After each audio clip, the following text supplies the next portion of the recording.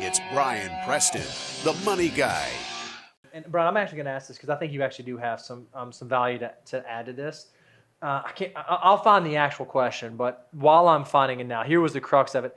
Hey, what do you think are like the three best resources to get your financial news, or how do you guys stay abreast of the things going on? I'll editorialize. You answer yours first, and I'll editorialize on mine.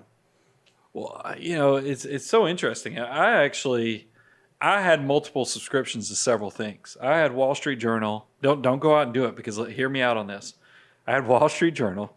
I had Consumer Reports, and I was paying actual subscriptions to all these things. And then here's the genius of Apple. Apple has this new thing. I think it's called like News Plus or something, where I was like, Wall Street Journal is expensive.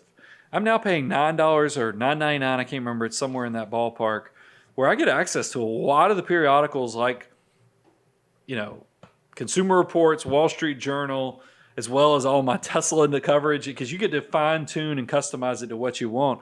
I have essentially a dashboard every time when I go into the Apple News app, and because I'm doing the Apple News Plus, that's how I keep up with stuff. I'm not trying to do an infomercial. I get nothing for that. It's just that it actually let me cut a lot of subscriptions down. And what was really annoying to me is I could go cancel my Apple News subscription right now, right through my phone. I had to actually call the Wall Street Journal. Cancel it? Yeah, well, they'll let you sign up all day long through the web portals. But if you try to cancel, they're going to make you get on the phone with somebody, and then you have to go through multiple people and tell multiple people, no, there is nothing you can do for me. I don't care if it's free. I want to cancel this, because they will try to get you to defer as long as possible and then force you to have to get on the phone again.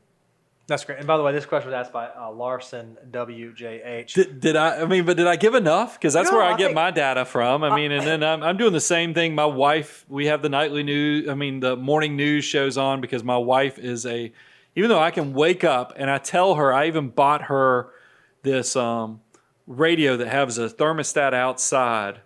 It's like a clock radio type thing. So she has the weather right next to her bed. She insists on that. The weather has not occurred until she watches the morning news show where the weather person tells her the news that I have sitting next to the bed. My financial news, I actually prefer reading Thinker. I have a hard time getting lost in very quick, very temporal news. So like daily financial media, daily financial news. It's really hard, I think, to sift away all the noise, things that don't matter. Inverted yield curve, does it matter long-term for the economy? Yeah. Does it matter the day that it happened? Probably not so much. And so I am much more accustomed to reading newsletters or big thinkers in the industry than I am actual breaking news stories. You get some CFA newsletter that comes out, overview that comes out every day too.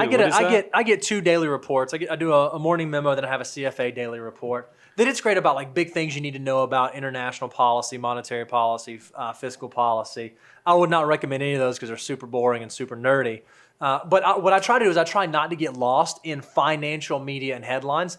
I don't often at my house turn on CNBC. I just think that that's okay for me to share. It's just not something I stay glued to, because I think more about big picture long term than what's happening today, what do I need to know today. I just don't think financial decisions happen that quickly. And then I know there was a blogger, another advisor that we like. I'm not going to give his name because he was kind of rude to us when we talked to him, but he does good content. I'm not going to give you his name though, because cause it'd be like a Tupac, Biggie Big, type battle. But Biggie Big for those of you out there. There's other people out there that we do go check out their stuff too.